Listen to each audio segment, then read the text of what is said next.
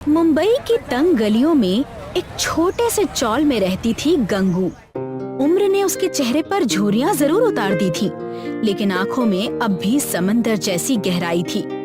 बचपन से पढ़ाई लिखाई का सपना देखा था, पर हालात की बेरुखी ने उसे मछली बेचने वाली बना दिया। ए ताजी मछली कोई ले लो, आज का माल बढ़िया है। अरे गंगू, आजकल तो तुम ज्यादा ही पैसे मांगती हो। कल तो मुझे आधे दाम में दी थी। क्या करूं काका, भाव बढ़ गया है। मुझे भी तो जीना है, पेट पालना है। जिंदगी भी इन बासी मछलियों जैसी हो गई है, कोई पूछता ही नहीं।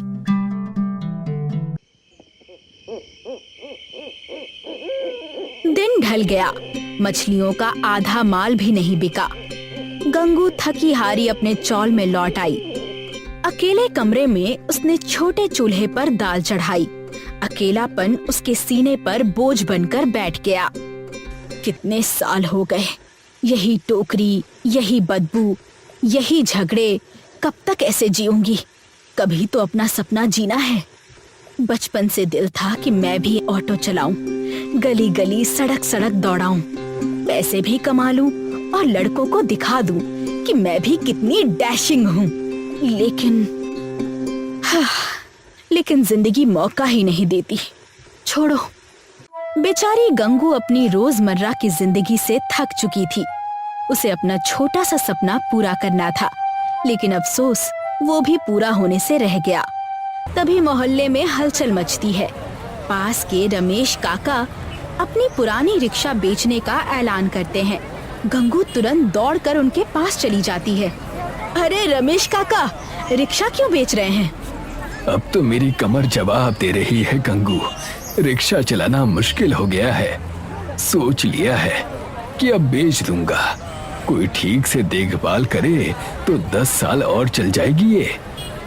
कितने में बेचोगे? बस 50,000 में।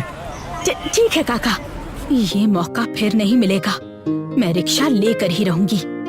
अगले दिन गंगू रमेश काका से रिक्शा लेने के लिए बात करती है, लेकिन पैसों की तंगी के कारण वो काका से 4 महीने का समय मांगती है। काका राजी हो जाते हैं।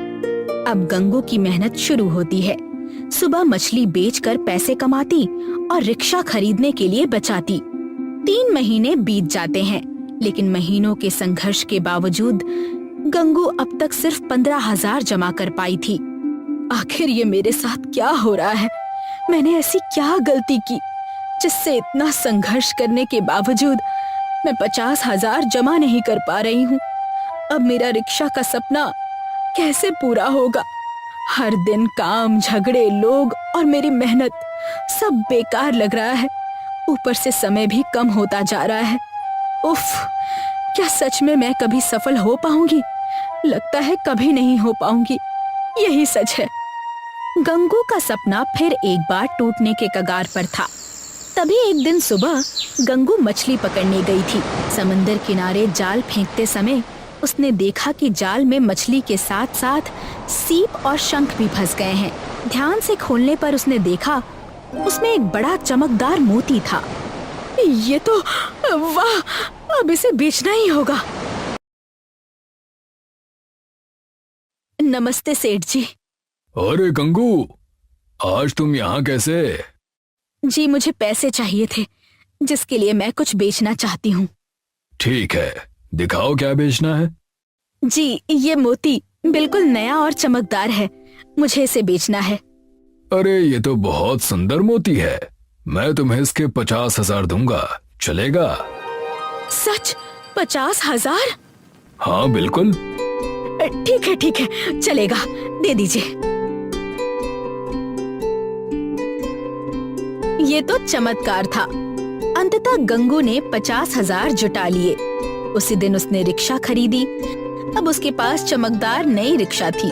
वो पूरे शान से मोहल्ले में घूमती, मछली बेचने निकलती। आहा, अब मैं निकल पड़ी। रिक्शा खरीदने के बाद गंगू बेहद खुश थी। उसके सपनों की गाड़ी अब सड़कों पर दौड़ रही थी। लेकिन धीरे धीरे उसका स्वभाव बदलने लगा। पहले जो गंगू ग्राहकों से हंसकर बात करती थी, अब अक्सर झगड़ने लगी थी। उसे लगता था उसके पास रिक्शा है तो अब वो किसी की मोहताज नहीं है। अरे गंगू, रिक्शा बीच में क्यों खड़ी की है? पूरी गली रोक रखी है, जरा इसे बगल में लगा दो। क्यों रे, तुम्हें कोई और जगह नहीं मिली चलने के लिए? देखो, ये मेरी रिक्शा है, मैं इसे जहाँ चाहूँ खड़ी करूँगी। तेरा काम नहीं है इसमें बोलने का, समझी? जा, दूसरे रास्ते से जा। ये क्या बात हुई? इतना घमंड अच्छा नहीं है गंगू। हा, तुम्हें पूछा मैंने? नहीं ना, तो निकल यहाँ से चुपचाप। आंटी, मेरी पतंग का डोर निकाल दीजिए ना। चल भाग यहाँ से, तेरे जैसे बच्चों ने जीना हराम कर रखा है। गंगू, ये सब क्या है? छोटे बच्चे से ऐसे बात करते हुए तुम्हें शर्म नहीं आती? तुम मुझे क्यों बोल रही हो? तेरे बच्चे को अकल नहीं है क्या? पता है, मेरी रिक्शा को हाथ लगाना मुझे अच्छा नहीं लगता। गंगू का गुस्सा और रौब दिन ब दिन बढ़ता ही गया। मोहल्ले में लोग अब उससे कतराने लगे, जिससे गंगू को और भी मजा आने लगा। एक दिन किसी से झगड़ते हुए गंगू रिक्शा लेकर गलियों में तेज चलती है। उसकी रिक्शा इतनी तेज चली कि उसका एक्सीडेंट हो गया। रिक्शा खाई में पलट गई। गंगू बुरी तरह घायल हो गई। इसके कारण वो पैरों से अपाहिज और आंखों से अंधी हो गई। अब उसके पास ना तो रिक्शा चलाने की ताकत बची थी और ना मछली बेचने का सहारा। हे भगवान, मैंने कितना बड़ा गुनाह किया। मेरे घमंड ने मुझसे सब छीन लिया। ना लोगों का साथ रहा, ना सेहत, ना मेरा सपना। अब मैं क्या करूं? मैं क्या करूं? नहीं, ऐसे रोने से कुछ नहीं होगा। तुझे जीना होगा गंगू, जीना ही होगा। लेकिन कैसे? हाँ, पता है कैसे। गंगू के पास अभी भी वो 15,000 रुपए थे जो उसने पहले से बचाए थे। उसने सोचा कि पूरी तरह हार मानने के बजाय रिक्शा की मरम्मत करवा ले। उसे एहसास था कि वो उसे खुद नहीं चला सकती, लेकिन उस पर भी उसने एक अच्छी योजना बनाई। उसने तुरंत मोहल्ले के मंगलू को घर बुलाया। मंगलू, मैं अब रिक्शा नहीं चला सकती, लेकिन तू जवान है, तू इसे चला सकता है। मैं जानती हूँ कि तुझे पढ़ाई के लिए पैसों की जरूरत है, लेकिन तेरा बेवड़ा बाप आधे पैसे अपनी मस्ती में उड़ा देता है। इसलिए तू आधा दिन इस रिक्शा को चला और जो भी कमाई हो उसका आधा मुझे दे दे, बाकी तू रख ले। इससे तेरा काम भी हो जाएगा और मेरे जीने के लिए सहारा भी मिल जाएगा। काकी सच कह रही हैं? ये रिक्शा मैं चलाऊं? अरे, ये तो मेरे लिए सपना पूरे होने जैसा है। मैं तैयार हूँ काकी, मैं तैयार हूँ। आखिरकार गंगू ने जैसा सोचा था वैसा ही हुआ। अब मंगलू रोज रिक्शा चलाता। उसकी कमाई का आधा गंगू को देता और आधा अपने लिए रखता। अब गंगू ने अपने जीने का सहारा पा लिया था। वो खुद रिक्शा नहीं चला सकी, लेकिन उसने अपने सपने को मरने भी नहीं दिया। ग्रिफिथपुर नाम का एक गांव था, जहां पर अंबिका नाम की एक बूढ़ी औरत रहा करती थी। उसका एक बेटा भी था जो शहर में इंजीनियर था। हर साल 1 महीने के लिए वो अपनी माँ के साथ रहने आया करता था। एक बार ग्रिफिथपुर में प्रधान ने गांव वालों को इकट्ठा किया और उनसे कहने लगा, गांव वालों, ध्यान से सुनो। सरकार ने एक प्रतियोगिता का आयोजन किया है, जहां पर अलग अलग गांव से कुछ लोग आएंगे। कैसी प्रतियोगिता और किस चीज की प्रतियोगिता? साइकिल चलाने की प्रतियोगिता होगी, और जो भी ये प्रतियोगिता जीतेगा उसे 5 लाख रुपयों का पुरस्कार मिलेगा। क्या सच में? अगर ऐसा है तो मैं भी इसमें हिस्सा लूंगा। नहीं ले पाओगे बच्चे, क्योंकि ये प्रतियोगिता बुजुर्ग महिलाओं के लिए ही है। एक प्रतियोगिता पहले गांव में आयोजित की जाएगी, जिसमें से पहले और दूसरे स्थान पर जो आएगा वो आगे दूसरे गांव वालों के साथ 5 लाख रुपयों के लिए प्रतियोगिता में हिस्सा लेगा। साइकिल चलाने की प्रतियोगिता गांव में होने वाली थी और गांव में अंबिका का बेटा अथर्व अपनी माँ से मिलने आता है। माँ, मैं आ गया। अरे मेरा बेटा शहर से आ गया, कैसा है रे तू? थोड़ा दुबला लग रहा है। वहाँ पे खाना वगैरह ठीक से मिल रहा है क्या? नहीं माँ, मैं अच्छे से खाना वगैरह खा रहा हूँ। बस मैंने जिम जाना शुरू कर दिया है, इसीलिए थोड़ा पतला लग रहा हूँ। वैसे माँ, मैं जब आ रहा था तब मैंने सुना कि गांव में बुजुर्ग महिलाओं के लिए साइकिल की प्रतियोगिता होने वाली है। आप उसमें हिस्सा क्यों नहीं ले रही? बेटा, मैं ढंग से चल भी नहीं पाती हूँ, साइकिल तो दूर की बात है। बचपन में खूब साइकिल चलाया करती थी, मगर अब साइकिल पर बैठ भी नहीं पाती हूँ। काश मैं उस प्रतियोगिता में हिस्सा ले पाती। ये सुनकर अथर्व परेशान हो जाता है। वो मन ही मन सोचता है कि अगर मैं अपनी माँ का सपना पूरा नहीं कर सकता तो मैं किस काम का। अथर्व अपनी माँ से कहता है, माँ, आप निश्चिंत हो जाइए, मैं तब तक चैन से नहीं बैठूंगा जब तक मैं आपके लिए साइकिल ना बना लूं। अथर्व अपने घर के आंगन में साइकिल बनाना शुरू कर देता है। अंबिका गांव में होने वाले साइकिल रेस की प्रतियोगिता में नाम लिखाने प्रधान के दफ्तर में पहुंचती है, जहां पर प्रधान और उसकी पत्नी चमेली बैठी हुई थी। चमेली अंबिका को देखकर कहती है, आओ अंबिका आओ, यहाँ कैसे आना हुआ? कोई काम आ गया क्या? दरअसल मैं भी गांव में होने वाले प्रतियोगिता के लिए नाम लिखाना चाहती हूँ। ठीक है, मैं तुम्हारा भी नाम लिख देता हूँ। मगर तुम जानती हो ना कि ये धीरे चलने का रेस नहीं है, बल्कि साइकिल रेस है। अंबिका अपना नाम लिखवाकर वहाँ से चली जाती है और दूसरी ओर अथर्व लकड़ी की साइकिल बना लेता है और माँ अंबिका के पास ले जाता है। माँ, मैंने साइकिल बनाकर तैयार कर दी है, इस पर एक बार बैठकर देखिए। हाँ बेटा। अंबिका साइकिल पर बैठ तो जाती है, मगर साइकिल को आगे नहीं चला पाती है। उसके पैर में जोर से दर्द होना शुरू हो जाता है। वो साइकिल से नीचे उतर जाती है और अथर्व से कहती है, बेटा, अब मेरी उम्र हो गई है, मुझसे साइकिल नहीं चल पाएगी। मैं जाकर अपना नाम प्रतियोगिता से हटा दूंगी। तुम्हारा बहुत बहुत शुक्रिया बेटा, मगर कई बार जो सपने हम देखते हैं उनका सच होना जरूरी नहीं है। ये सुनकर अथर्व निराश हो जाता है और साइकिल को लेकर नदी के पास चला जाता है। मेरी माँ ने मुझे इतना पढ़ाया, मेरी स्कूल की फीस भरी और मैं उनके लिए कुछ नहीं कर पाया। लानत है मुझ पर, मेरा इंजीनियर बनने का कोई फायदा नहीं है। अथर्व साइकिल नदी में फेंक देता है। जैसे ही वो साइकिल नदी में डालता है, वैसे ही पानी में से एक जल परी बाहर आती है, जिसके सिर पर चोट आ जाती है। वो गुस्से में बाहर आती है। कौन है रे बुड़बक, जिसने पानी में साइकिल फेंकी? सामने आओ। मैं आपके सामने ही खड़ा हूँ, मुझे माफ कर दीजिए। काहे माफ करें हम तुमका? हम तुमको अब नहीं छोड़ने वाले हैं। अथर्व रोने लग जाता है। ए भैया, ओ, रो कह रहा है? हम तो बस ऐसे ही कह रहे थे, हम तुमका कुछ नहीं करेंगे। कहा बात है, तनी खुल के बताओ। अथर्व सारी बातें जलपरी को बताता है। तेरा की, यही से तुम रो रहा था? रुको, अभी तो हर मदद करती हूँ। परी पानी के नीचे जाती है और वो साइकिल को बाहर निकालती है, मगर साइकिल इस बार मछली की जैसी दिखती है, जिसे देखकर अथर्व कहता है, बहन, ये साइकिल मेरी नहीं है। ये साइकिल जादुई है, एकदम स्पेशल साइकिल है।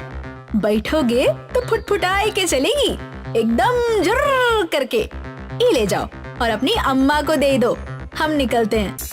ये कहकर परी वहाँ से निकल जाती है और अथर्व साइकिल अपने घर ले जाता है। घर जाते ही अथर्व अपनी माँ अंबिका को बाहर बुलाता है। अंबिका मछली साइकिल देखकर आश्चर्यचकित हो जाती है। अरे अथर्व, ये तो बड़ी ही अजीब साइकिल है। माँ, इस पर बैठकर देखिए। अंबिका साइकिल के पास जाकर उस पर बैठती है और वो साइकिल चलाने लगती है। साइकिल बड़ी ही तेजी से चलने लगती है। वाह बेटा, ये मछली साइकिल तो बड़ी ही कमाल की है। इसकी रफ्तार तो लाजवाब है। अब मुझे आत्मविश्वास आ रहा है कि मैं प्रतियोगिता में हिस्सा ले पाऊंगी। अथर्व अपनी माँ को साइकिल चलाता देखकर बहुत खुश था। गांव में साइकिल की प्रतियोगिता का दिन आ जाता है, जहाँ पर प्रधान की पत्नी चमेली भी हिस्सा लेती है।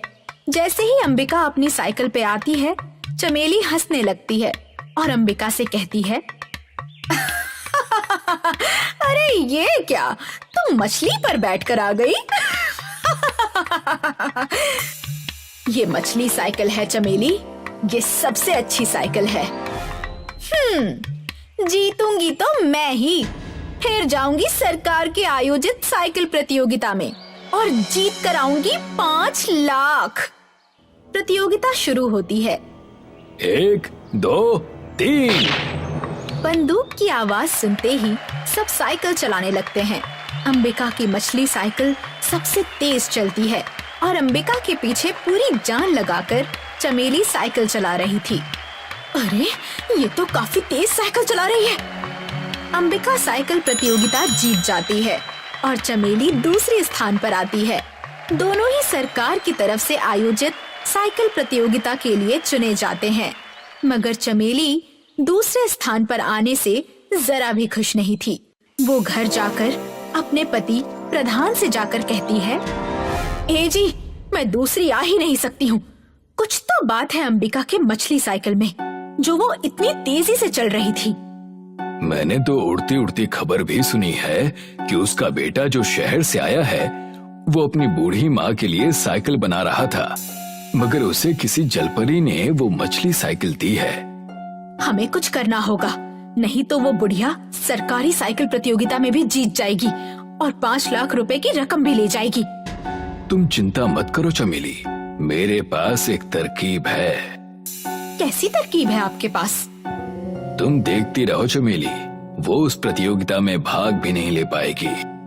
प्रधान और चमेली अंबिका की मछली साइकिल चुराने का षड्यंत्र रच रहे थे और दूसरी ओर अंबिका और उसका बेटा अथर्व बहुत खुश थे। माँ, आप तो पहले स्थान पर आ गई। सब कुछ तुम्हारी वजह से हुआ है बेटा, अगर तुम ना होते तो शायद मैं उस प्रतियोगिता में हिस्सा भी नहीं ले पाती। माँ, ये तो मेरा फर्ज था, मैं अभी आया। साइकिल को पास के पेड़ पर लॉक करके। अथर्व साइकिल को पास के पेड़ पर लॉक कर देता है और अपने घर निकल जाता है। जैसे ही रात होती है, प्रधान के गुंडे साइकिल को चोरी करने के लिए आते हैं। ये साइकिल तो बड़ी ही अलग है, मछली की तरह दिख रही है। तभी प्रधान जी से चुराने के लिए कह रहे होंगे। चलो जल्दी इसका ताला तोड़ो और ले चलो। जैसे ही उनमें से एक ताला खोलने के लिए उस साइकिल को छूता है, वैसे ही उसे करंट लग जाता है और वो जोर से चीखता है। अरे चिल्ला क्यों रहे हो? सबको बता देगा क्या? पहली बार चोरी कर रहा है। दूसरा गुंडा भी ताला खोलने के लिए जैसे ही साइकिल को छूता है, वैसे ही उसे भी करंट लग जाता है। अभी समझ आया क्यों मैं चीख रहा था। दोनों कैसे न कैसे करके वहाँ से भाग जाते हैं और सुबह होते ही प्रधान के घर जाते हैं, जहाँ प्रधान और चमेली दोनों वहीं पर होते हैं। वो गुंडे सारी बातें प्रधान और चमेली को बताते हैं। प्रधान सोच में पड़ जाता है। ऐसा कैसे हो सकता है? साइकिल में पक्का कुछ जादुई है। साइकिल को छू नहीं सकते, मगर उस पेड़ को जला तो सकते हैं ना? वाह चमेली वाह, तुम्हारा तो जवाब नहीं। जैसे ही रात होती है, प्रधान और चमेली अंबिका के घर के बाहर आते हैं और देखते हैं कि वो मछली साइकिल उस पेड़ से लगी हुई थी। प्रधान अपने हाथ में तेल और उसकी पत्नी के हाथ में मशाल लेकर आए थे। पति देव, इस पेड़ पर तेल डाल दो। अभी डालता हूँ। प्रधान उस पेड़ पर तेल डाल देता है। ना रहेगी बांस और ना बजेगी बांसुरी। जैसे ही चमेली पेड़ पर आग लगाने जाती है, वैसे ही वो जलपरी वहाँ आ जाती है। काहे? नहीं नहीं नहीं नहीं, काहे हरकत कर रही हो बहनी? कोनो लाज शर्म है कि ना तुम में? ए प्रधान, तुमको बड़ी चुलबुलाहट हो रही है का? अभी निकालते हैं तुम्हारा चुलबुलाहट हम। रुको। अरे जलपरी जी, आप यहाँ पर? हमें माफ कर दीजिए, हमें वो सरकार की साइकिल प्रतियोगिता जीतनी थी, मगर ये साइकिल बड़ी ही तेज चलती है, इसीलिए हमने ऐसी हरकत की। जलपरी एक मंत्र पढ़ती है और प्रधान और चमेली दोनों ही मछली में बदल जाते हैं। जलपरी दोनों मछलियों को अपने साथ ले जाती है। थोड़े दिन बाद सरकार द्वारा आयोजित साइकिल प्रतियोगिता होती है। प्रतियोगिता में अंबिका जीत जाती है और 5 लाख रुपए से वो गांव वालों की मदद करती है और गांव वाले उसे प्रधान बना देते हैं। विष्णु ने अपने समाज के बाहर शादी की थी, इसलिए उसे गांव से दूर रहने की सजा मिली थी। विष्णु अपर्णा अपनी बेटी पल्लवी के साथ खाड़ी के पास रहते थे। रोज सवेरे विष्णु मजदूरी के लिए दूसरे गांव निकल जाया करता था। रास्ते में वो पल्लवी को भी उसके स्कूल छोड़ता था। यहाँ घर में अपर्णा अकेली रहती थी। घर का सारा काम करने के बाद भी उसके पास समय रहता था, इसलिए वो खाड़ी से मछलियाँ पकड़ती थी। रोज मछलियाँ पकड़ पकड़ कर अपर्णा इस काम में माहिर हो गई थी। अब वो अपने हाथ से ही मछलियाँ पकड़ सकती थी। ये हुई ना बात, आज तो मछली फ्राई पकाऊंगी। जो भी मछली अपर्णा खाड़ी में पकड़ती थी उसे वो घर ले जाकर साफ करके पकाया करती थी। खुशबू तो बहुत अच्छी आ रही है, उम्मीद है स्वाद भी अच्छा ही होगा। शाम को जब विष्णु और पल्लवी घर लौटते थे तो अपर्णा उन्हें खाने के साथ साथ मछली भी देती थी। चक्कर बताओ, आज कैसी बनी है?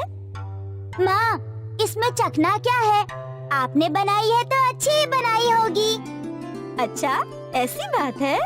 हाँ माँ, मैं जब आपके हाथ से बनी मछली अपने दोस्तों को खिलाती हूँ ना, तो वो लोग पूरा डिब्बा चट कर जाते हैं और फिर बोलते हैं कि तेरी माँ बहुत अच्छी मछली बनाती है। अच्छी बात है। हाँ हाँ, मछली तो तुम बहुत ही अच्छी बनाती हो अपर्णा, इसमें कोई शक नहीं। मछली से याद आया, मैं सोच रही हूँ कि मैं रोज ज्यादा मछलियाँ पकड़कर उन्हें बाजार में बेचूं। इससे मुझे कुछ पैसे भी मिल जाएंगे। हाँ, बेच तो सकती हो, तुम्हें तो मछलियाँ पकड़ना भी आता है। हाँ? तो कल से ही काम की शुरुआत करती हूँ। अगले दिन अपर्णा ने कई सारी मछलियाँ पकड़ी और फिर उन्हें एक टोकरी में रखकर बाजार की तरफ चल पड़ी।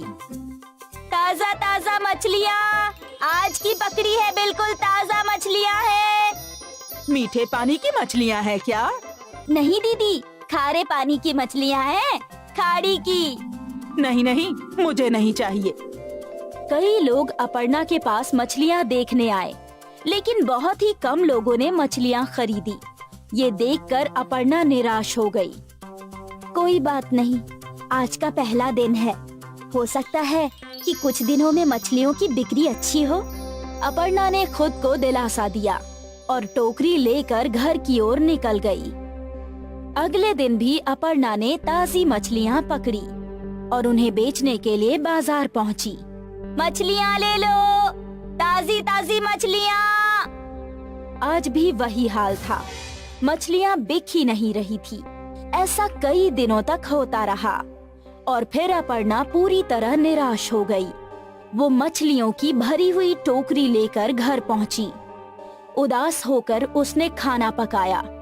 विष्णु जब घर लौटा तो वो समझ गया था कि उसकी पत्नी का मूड खराब है। क्या बात है अपर्णा? सोचा था कि मछलियाँ बेचकर कुछ पैसे कमा लूंगी, पर मेरी मछलियाँ तो कोई खरीदता ही नहीं। अरे, मछलियों के बदले अगर तुम अपना मछली भात बेचती तो सब खरीदते। आप भी ना मेरा मजाक उड़ा रहे हैं। अरे नहीं नहीं, मैं तुम्हारा मजाक क्यों उड़ाऊंगा? मैं सच बोल रहा हूँ। तुम स्वादिष्ट मछली भात बनाती हो और मछलियाँ खुद ही पकड़ती हो, तो तुम दाम भी कम रख सकती हो। एक बार सोच कर देखो। विष्णु ये बात बोलकर घर के बाहर चला गया और अपर्णा इस बात के बारे में सोचने लगी। सभी लोग मेरी मछली भात की तारीफ करते हैं, तो मैं एक बार कोशिश करके देख ही सकती हूँ। मुझे तो वैसे भी पैसे ही कमाने हैं, मछली से कमाऊं या फिर मछली भात से, क्या फर्क पड़ता है। अब अपर्णा के चेहरे पर मुस्कान आई और वो एक और कोशिश करने के लिए तैयार थी। अगले दिन अपर्णा ने ताजी मछलियाँ पकड़ी और फिर उन मछलियों को पकाया। जब सब तैयार हो गया तो अपर्णा ने एक डिब्बे में मछली और दूसरे डिब्बे में भात भर लिया और वो झोला लेकर घर से बाहर निकल गई। अपर्णा बाजार में पहुंची। मछली भात, बस 25 रुपए में मछली भात। मछली भात सुनते ही ग्राहक खींचे चले आए। ताजा मच्छी है ना? हाँ, आज सुबह ही पकड़ी है। ठीक है, मुझे 1 प्लेट दे दो। अपर्णा ने उस आदमी को 1 प्लेट मछली भात दी। वो आदमी वहीं खड़े रहकर खाने लगा। उसकी मछली की खुशबू फैलने लगी और कई और ग्राहक अपर्णा के पास आए। मुझे भी 1 प्लेट देना। जी। जैसे जैसे ग्राहक आते जा रहे थे, अपर्णा सभी को मछली भात देती जा रही थी। वो खुश थी। हर प्लेट के उसे 25 रुपए मिल रहे थे और थोड़ी देर में ही उसका सारा मछली भात खत्म हो गया और वो अपने घर की ओर चल पड़ी। शाम को जब विष्णु घर आया तो अपर्णा ने विष्णु के सामने जलेबी रखी। जलेबी? अरे ये किस खुशी में? तुम खाओ तो बताती हूँ। तीनों जलेबी खा रहे थे और अपर्णा ने विष्णु को आज का किस्सा सुनाया। मैं नहीं कहता था कि तुम्हारा मछली भात बहुत बिकेगा। अब लाओ, मुझे भी मछली भात खिलाओ। अरे रे, वो तो सारा बिक गया। क्या? और उस दिन से अपर्णा के मछली भात का व्यापार चल पड़ा। लोग इंतजार करते थे कि कब अपर्णा बाजार आएगी। अरे वो देखो, मछली भात वाली आ गई। उसके आते ही उसके आसपास भीड़ जमा हो जाया करती थी। अपने कमाए हुए पैसों से अपर्णा ने घर की मरम्मत करवाई। विष्णु भी अपर्णा का हाथ बटाता था मछली भात बनाकर बेचने में। विष्णु ने मजदूरी करनी छोड़ दी। मियाँ बीवी मिलकर मछली भात बेचते थे। बाजार में उनकी दुकान भी खुल गई थी। मछली भात का बिजनेस चल पड़ा और थोड़े ही दिनों में पूरे गांव में अपर्णा मछली भात वाली मशहूर हो गई। अब उसका पूरा परिवार इसी काम में उसका हाथ बटाने लगा।